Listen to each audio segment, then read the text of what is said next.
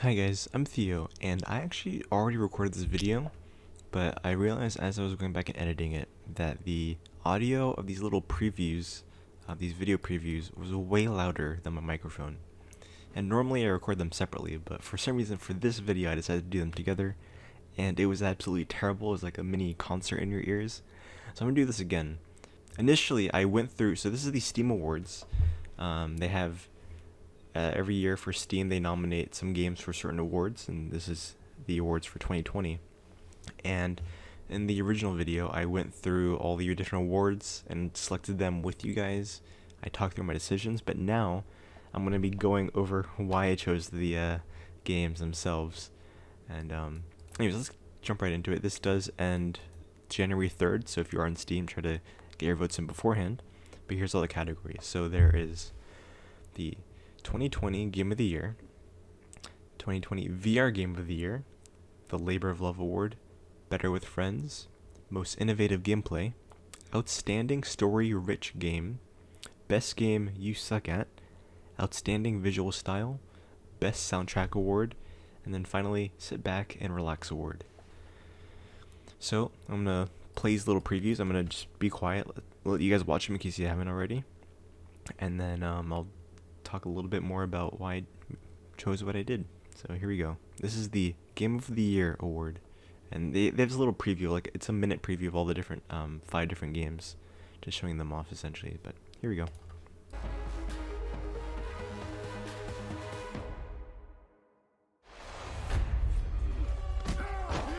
If this is a tropical paradise, so far it ain't up to much.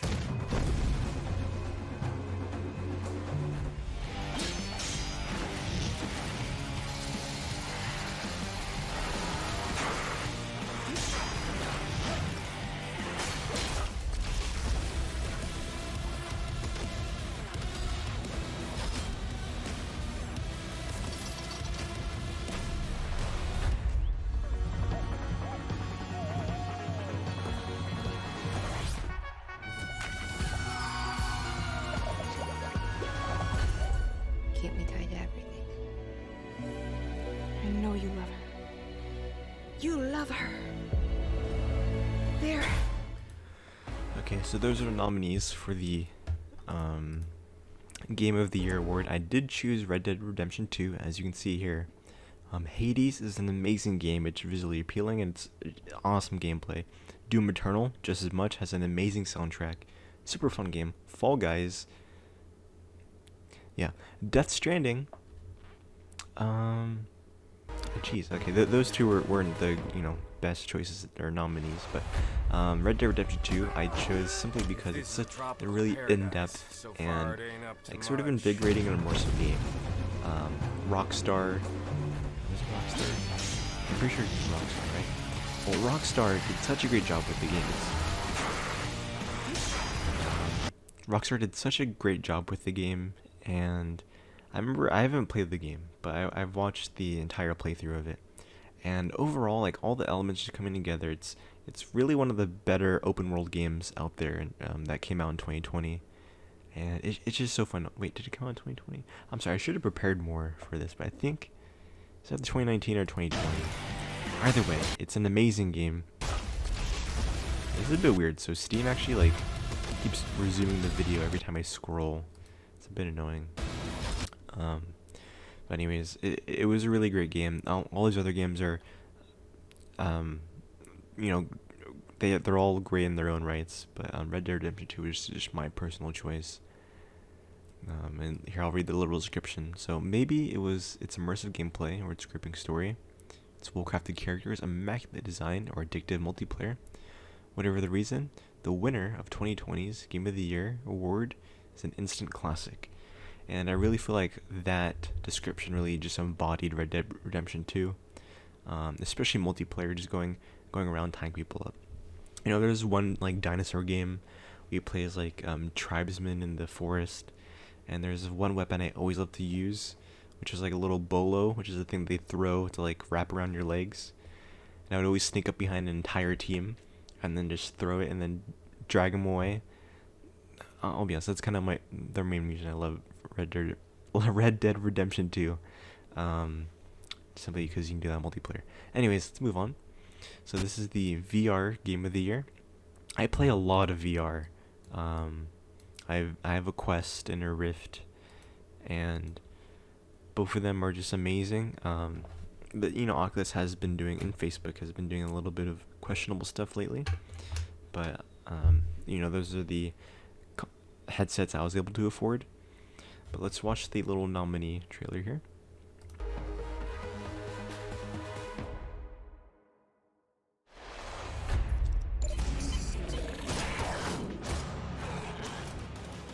Combine cheddar's really picking up.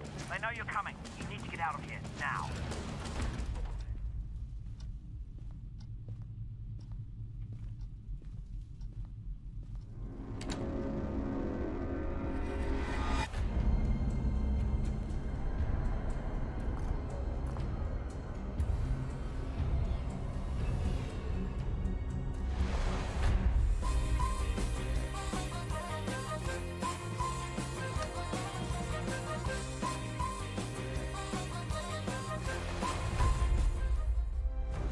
Squadron.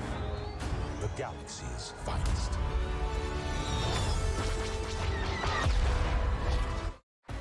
So these are all great games. The VR game of the year isn't merely masquerading as regular reality. This game improves on reality, taking advantage of the medium of VR, pushing its boundaries of the virtual realm. So all these games are pretty good, with the exception of Thief Simulator and Phasmophobia in terms of VR-ness. Half-Life Alyx was just truly innovative. Like, I've played a ton of VR, and there was a lot of games that I just really couldn't get into. The mechanics were kind of clunky sometimes. VR is this relatively new thing. It still feels new, even though it's been out for a while, which really goes to show how much the VR status has evolved. It hasn't felt like it's evolved too much until Half-Life Alyx came out and Boneworks came out. Those two games really helped innovate the VR market, and the controls just felt so good, so smooth, as long as you had a computer to run it. I'll be honest, I haven't finished Half-Life Alyx because my computer was terrible when I tried playing it. I did upgrade my computer recently, but that goes to show, even when my computer was really bad, even when it was super laggy on my really bad VR computer, it wasn't even made for VR. It was still amazing and super fun to play. Squadrons is another great space aviation game, Star Wars based. That is super fun. I watched the gameplay, and it looks so amazing. I haven't played it yet, and then Phasmophobia is a great game in and out of VR.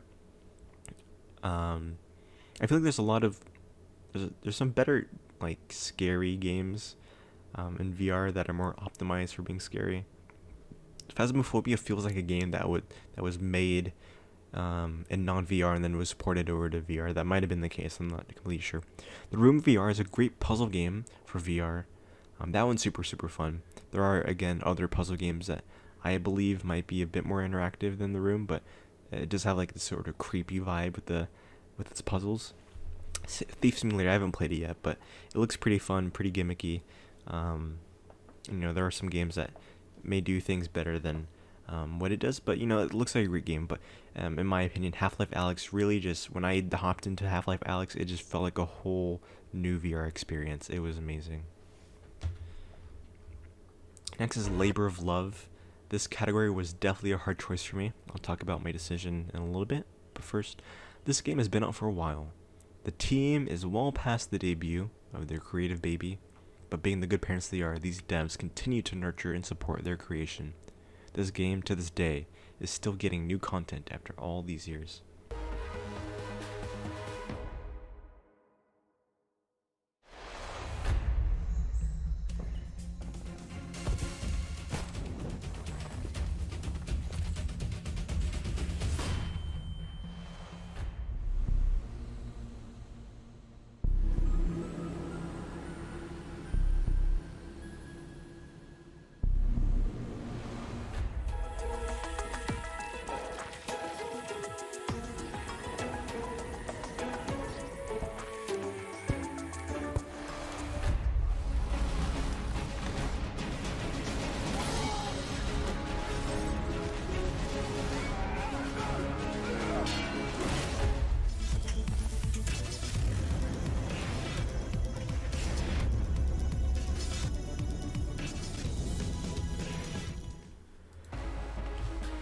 Okay, so this was a really hard choice for me. Okay, so this was a really hard choice for me. Wait. Alright, so this was a really hard choice for me. Both Terraria, Witcher, No Man's Sky, and Among Us have, and Counter-Strike, have all been out for a reasonably long amount of time. So Counter-Strike, Global Offensive, I've played this game, you know, back in the Counter-Strike days when it was super popular, when you had to pay for it. Now it's free to play because many reasons, but the game itself just is plagued with hackers, plagued with cheaters, and it just, I don't know. I'll be honest. I've been sort of strafing away. Anyway, I've been sort of going away from competitive FPS for a while now, mainly because I feel like I'm not good enough sometimes. I mean, I'm pretty decent, but it feels so toxic sometimes with that type of community. But yeah, I mean, they have made some updates over time, but its core gameplay hasn't really changed at all.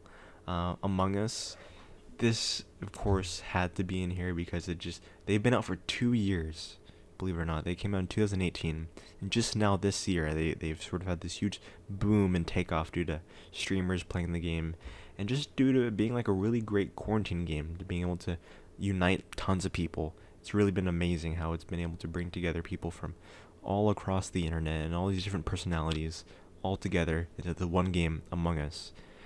And like the devs working on that game are so hardworking. I will be honest, they're a bit slow with the upcoming update, but you know, my hats off to them. They're trying to make it the best that they can. But you know, we haven't seen too much new content from them. They've been doing fixes of their game, even though it's been out for 2 years, with this huge multiplayer server influx onto it. I'm sure their servers had a huge amount of stress put onto them.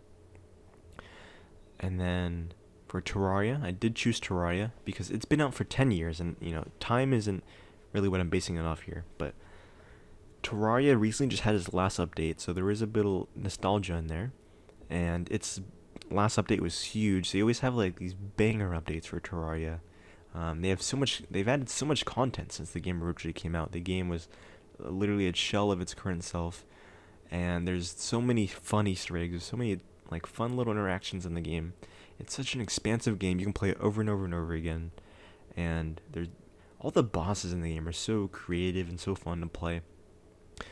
Its whole like play style is really unique. You sort of go and play through the game its first time, then you kill the wall of flesh, and then you're sort of rebirthed into this whole new hard mode of the game.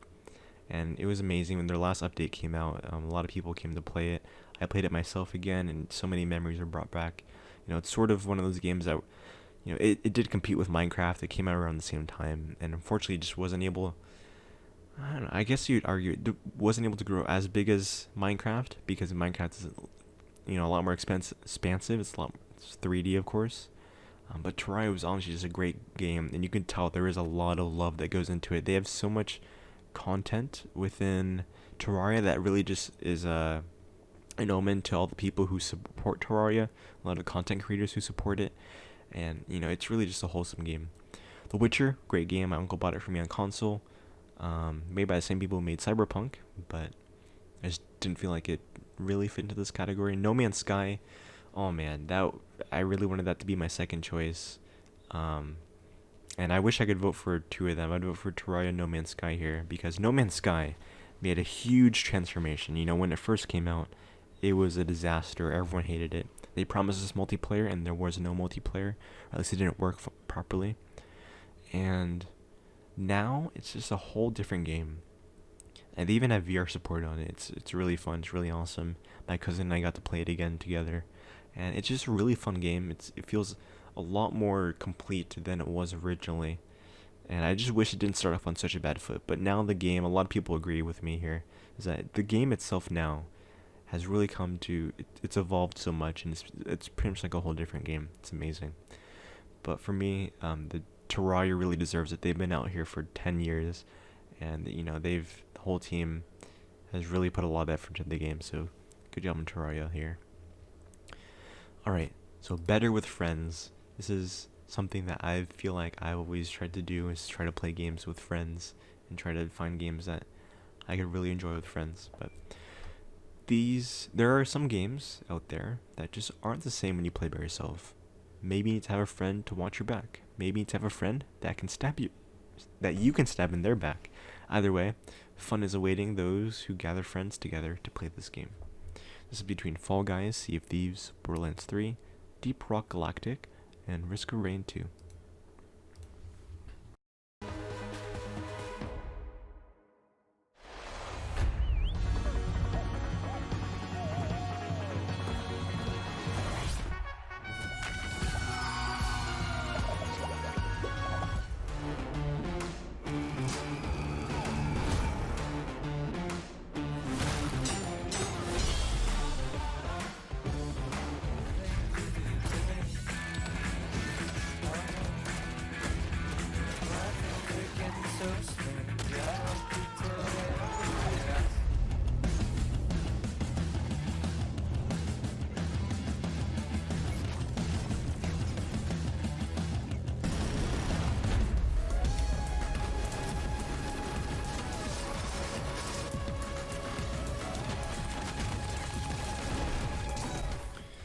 Alright, so as we can see here, I did choose Risk of Rain 2. Fall Guys, I'm not really sure why it's on here, to be honest. I do know you can party up with people and, it can be reasonably fun, but it does feel a little bit unfair with how the game's structured. If you're on a team, like some people will be playing solo or by themselves, and then you just have like a team of 3 or 4, whatever the max party size is, just come in and work together against you. It's really unfair. The game doesn't feel like it should be a... I mean, it's okay to be like a party, like team game, but it just doesn't feel like better with friends. It's gonna be a lot worse for other people if you don't have any friends, essentially. Sea of Thieves is a really great game for playing with friends. You are on the expansive, wide open sea, and being on the ocean can be lonely sometimes. Also, quick update: Red Dead Redemption 2 was released on December 5th in 2019, not 2020. Anyways, Sea of Thieves is a really great game to play with people, especially doing raids together. There's a lot of fun things and fun interactions you can have. Borderlands 3, it's a game that you could have the same experience alone and with friends. There's a lot of synergies you can have with all the different skills and all the different interactions between them, like all the different classes you can have, and it's pretty fun. It's one of those like 4-player story-driven games and like loot-driven games that you could play. Deep Rock Galactic. This game I actually saw come out a while ago, or I was watching gameplay of it a while ago. It says 2020, but I was watching its development essentially, and it is a great game. And it feels like the minor dwarf Left 4 Dead 2 with no zombies, kind of. Just with aliens and etc. Risk of Rain 2, I did choose for my personal game because it really is just a whole different game with friends. I guess you could argue the same thing with Sea of Thieves, but I used to play a lot of Risk of Rain 1, and it was I think it was 2 Christmases ago. Maybe when this came out? This came out in 2020. Yeah. I think this was 2 Christmases ago. I was sitting down with my cousin, and we were, the whole family went to bed, and they're all sleeping. And I was sitting there with my cousin. We were playing split screen Risk of Rain 1. I had a controller, and he was playing on the keyboard. Then I went to go use the bathroom. We paused the game. And then I came back. He had this biggest grin on his face. I thought my fly was down, but obviously it wasn't. I looked at him and asked him, "What's up?" He said, "Look at this." So I look at the computer screen, and you know what we see? Risk of Rain 2 coming soon on the Steam store, and we were so ecstatic. We were so happy.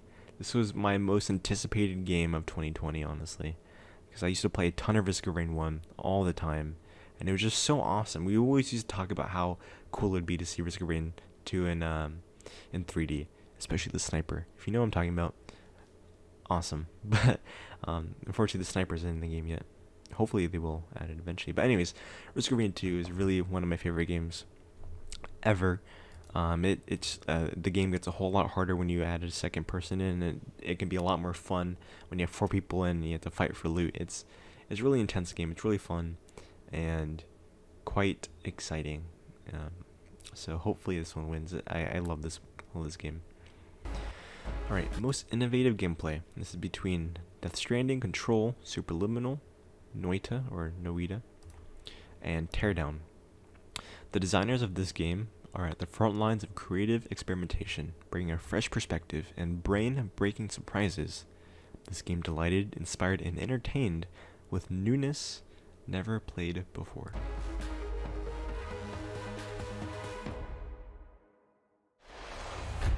Keep me tied to everything. I know you love her. You love her. There.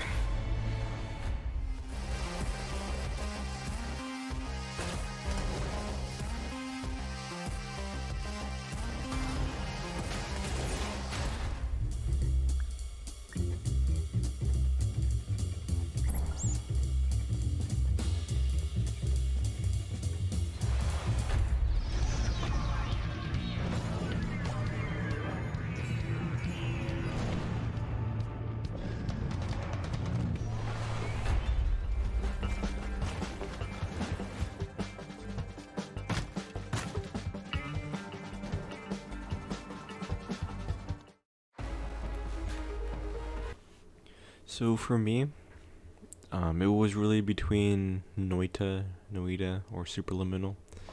Death Stranding, I guess you could say, has unique gameplay. Probably unique in all the worst ways though. The gameplay is relatively boring. And there are some redeeming qualities about Death Stranding for how good it looks, who made it, and I guess its gunplay is kind of interesting but feels out of place. Interesting game. I don't want to hate on it, but it's not innovative in the best way possible. Control was a super interesting game. Was this made by the people who made the Quantum Break game? I think so. Maybe it looks similar at least. Has a really cool, fun gameplay of like this manipulation of the world, and they Quantum Break had a similar uniqueness and innovation with it. But Superliminal really just takes it a step ahead, or a step further, and just with all its forced perspective gameplay, and the use, it's a game that I haven't seen. It's like a puzzle concept I haven't seen in puzzles in a long time. It's a really refreshing take. It feels like a lot of puzzle games can just be platformers with hit these buttons, do this, do that. But Superliminal really took it a step beyond. It had this like Stanley Parable feel with like being in these closed corridors. It was super fun. Noita is a voxel-based game where you can literally interact with every single pixel on the entire screen, and it looks so fun. It's super interesting, relatively innovative. But in the end, and Teardown's pretty cool, but yeah. But in the end, Superliminal, I love this puzzle concept, and it's a great brain teaser, toucher, tickler, amazing. I mean, just look at this shot right here. It just looks like a normal hallway, and then now it isn't. I just love it. I mainly just like it because it takes a lot of foresight to have all these different concepts and ideas and how to utilize them in mind. I love it. You should watch the speedrun if you haven't. It looks so fun. So this is the outstanding story-rich game. Some days only a narrative-heavy game will hit the spot, and this one packs a wallop. It's as gripping as any soap opera, as well tuned as a prestige TV screenplay. Bravissimo for making us feel things. This is between Red Dead Redemption 2, Detroit Become Human, Mafia, Metro Exodus, and Horizon Zero Dawn. Can we trust you? I don't see you have any choice. If this is a tropical...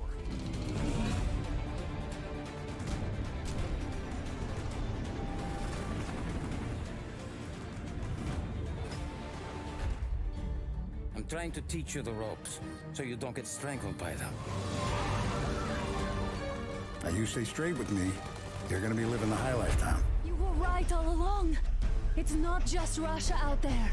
It's the whole world.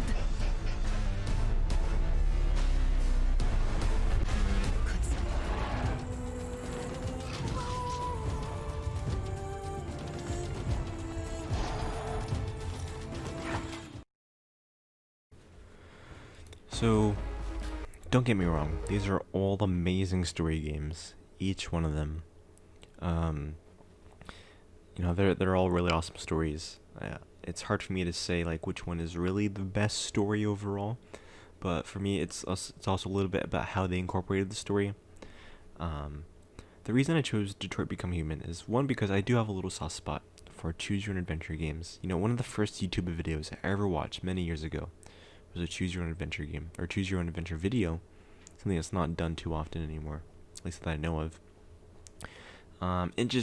It takes a lot of story crafting to have a fully developed story that can be broken up into like these different sections, and that can be trilinear and can have different outcomes.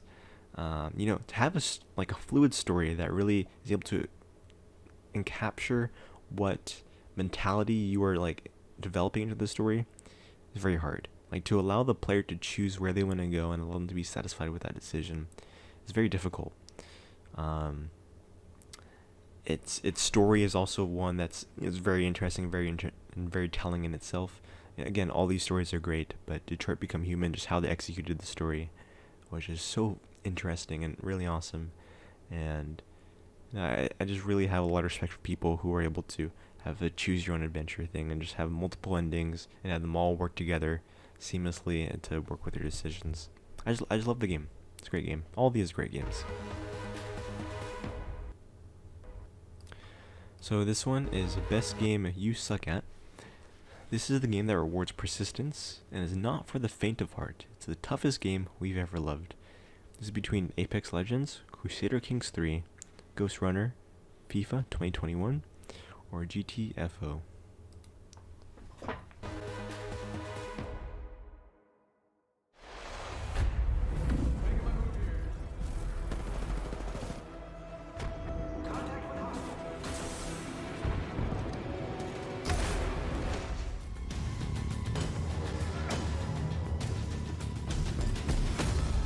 You see, real strategy.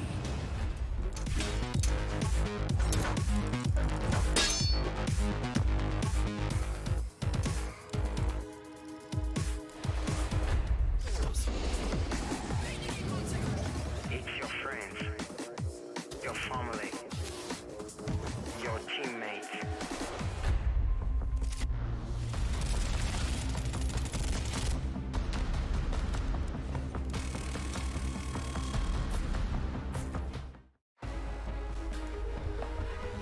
So this was also a relatively hard choice, I'll be honest. I would never have chosen FIFA 2021 because people don't even suck at the game. Because the only thing that they play is buying the cards and buying the character packs and that anyways. Ghost Runner is super fun. Crusader Kings 3 is more just about like understanding the mechanics of the game, but it's super difficult in its own right, and it is super fun. Apex Legends, that does introduce the concept of, you know, a battle royale FPS shooter, and you know, battle royales in general require a lot of understanding of battle royales. You know, they're all difficult and or tough in their own ways, and it's pretty interesting. Apex Legends was one of those battle royales that was really just like felt so smooth, you know, felt like responsive. You know, if you look at a game like PUBG in terms of battle royales, like if you hit someone, it doesn't feel like you hit them. All you do is like feel a little bit of a blood splatter. But then Apex Legends, you just like hear those clicks and tinks and binks and boo-haws, and it really makes it feel like a really fun game and really responsive game. It makes it rewarding to improve at it, especially when you're going against other players. But GTFO, it just requires such intense teamwork. I mean, okay, Apex as well and some of the other games, but GTFO like really rewards you for being great as a team. You really just cannot play the game if you don't work with your team. And it's a really difficult game. And it makes it really rewarding to improve at. I mean, Apex Legends, sure, you can, if you kill more people, if the difficulty is measured by how good the other people are that you're playing against. But then GTFO is just, the game's hard. You have to beat it, but you need to work together to beat it, and it really does reward persistence. It's a great game. All these are, good games, except for FIFA. Anyways, move on. Outstanding visual style. Visual style doesn't aspire to real-world graphical fidelity. It describes a distinctive look and feel that suffices an entire game. So, this is between Ori, Battlefield 5, There Is No Game, Avengers, and Black Mesa.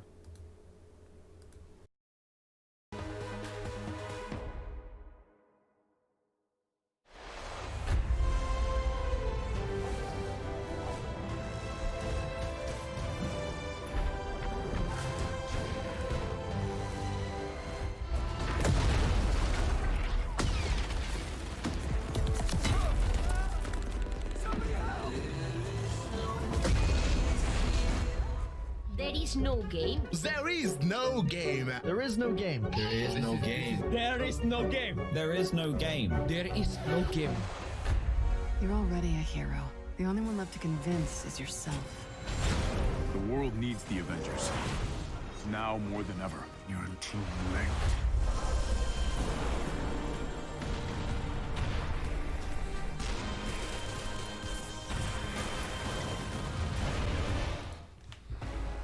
So I'll be honest, when I was watching this, I have no idea what There Is No Game was, and I literally just looked it up on my phone, and it doesn't feel like it has the most, outstanding visual style.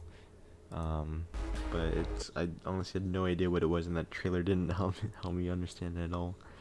But yeah, I'm sorry, I just don't know what that game was. But Battlefield 5, and it just feels like one of those games, like the more money you throw at it, the more, tips and tricks that it'll put into the game, and how much more semi-realistic will it become. Avengers, same thing there, and where's Robert Downey Jr.? Black Mesa, I wouldn't call it outstanding visual style. I mean, this just goes straight to Ori. It just has such a whimsical and really just like fantasy, amazing, awesome, Rayman-esque story, like, and visual style. I mean, not story, sorry, just visual style, and it just looks super fun. It has just amazing colors. Just look at all the colors that you go through just by scrolling through this. I love it. And then Battlefield 5, it's a cool game. Doesn't feel like it's outstanding visual style though. There's many other games with Battlefield 5 level or better, but Ori is the best in its own style. Best soundtrack. This unsung hero deserves to be recognized. For its outstanding musical score. It's the original soundtrack with the most.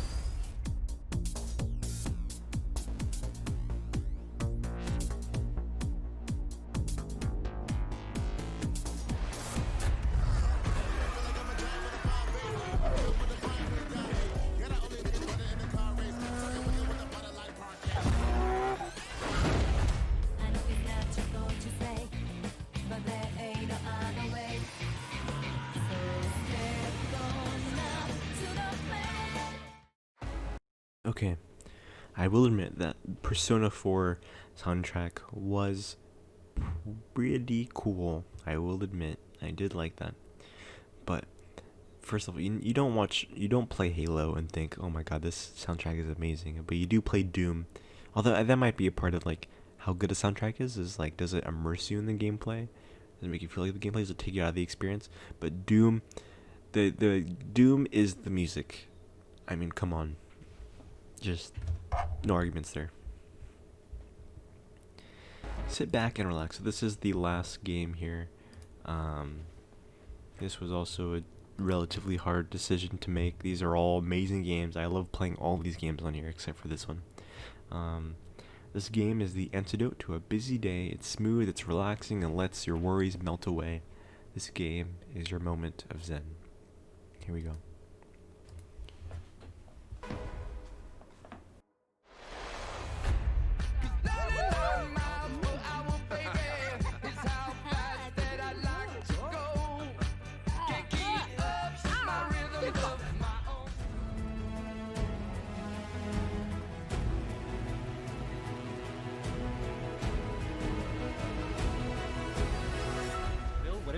You can build small factories and you can build big factories, and if vehicles, I forgot about that part. You can use vehicles to transport all the resources you find throughout the planet.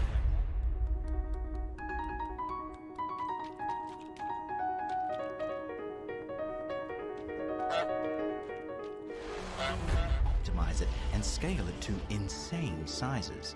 A game full of machines, transport belts, robotic arms, trains, flying robots, and so much.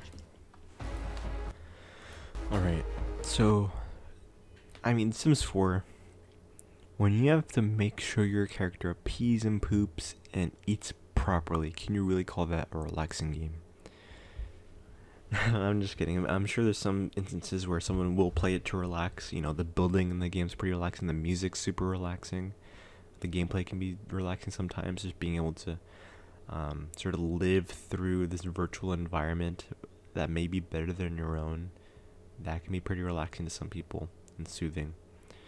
But for me, it just, like, keeping my character alive was just the hardest part of the game, and it gets pretty stressful sometimes, especially when you get a kid. Jesus. Flight Simulator is just such a scenic game. Being able to visit the world, being able to visit places you've never been. You know, Sim, it's all virtual, all fake places, but then in Flight Simulator, look at that, you can just go fly around the world. You just no worrying about peeing or pooping in this game either. It just looks so fun, and, you know, plus I did want to be like an aviator when I was, you know, a while ago, but anyways, Satisfactory and Factorio. These are, Satisfactory is pretty much like a 3D Factorio, and I'm surprised these are on here because, you know, this type of game I love, but it feels like something that not many other people would love. And that, you know, it's like engineering type of game. You know, I play modded Minecraft sometimes, but when I ever do play modded Minecraft, my favorite mods are the engineering, like sciencey ones. And it is really relaxing sometimes. And as crazy as it might sound, to like sit down and focus on like optimization. How do you make this conveyor belt? How do you make this factory more efficient? It's such a fun and relaxing way to think.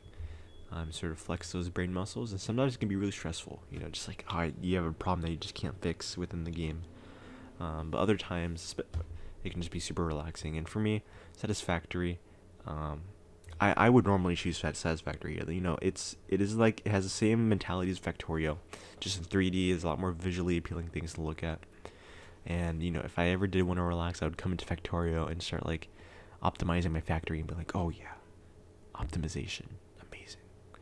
But for me, it just really have to be Flight Simulator here, because of how zen it could be, just like flying around the world, hearing the whir of the engine, just flying through all the trees, being able to visit places you've never seen before, being able to see your house. And if my computer was a lot better, I would just play this game all the time. But anyways, that is my entire Steam Awards voting session. Those are the games I would nominate. There are some other games I would probably choose if they were nominated, but you know, if you disagree with any of my choices, there's no need to dislike me as a person. You know, if you have a different opinion than me, then that doesn't make you any less a likable person. But either way, this is the Steam Awards. Make sure to go and vote. You get some sweet trading cards that I think disappear after a while, like all the Steam limited time stuff. But yeah, just have a nice day, guys. I was waiting for Dream's response at some point, but it hasn't come out yet, and it's not coming out today. So anyways, see you later. I'm Theo.